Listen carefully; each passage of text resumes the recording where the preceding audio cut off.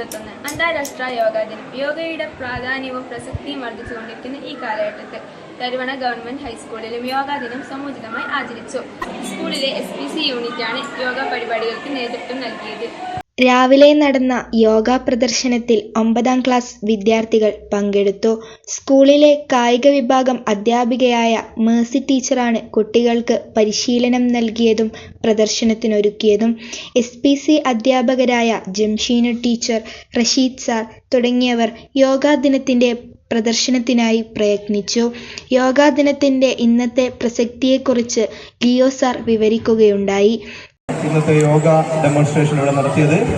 നിങ്ങൾക്ക് എല്ലാവർക്കും അറിയുന്നത് പോലെ യോഗ ലോകത്തിന് ഇന്ത്യ നൽകിയ ഏറ്റവും വലിയ സംഭാവനകളിൽ ഒന്നായിട്ടാണ് കരുതപ്പെടുന്നത്.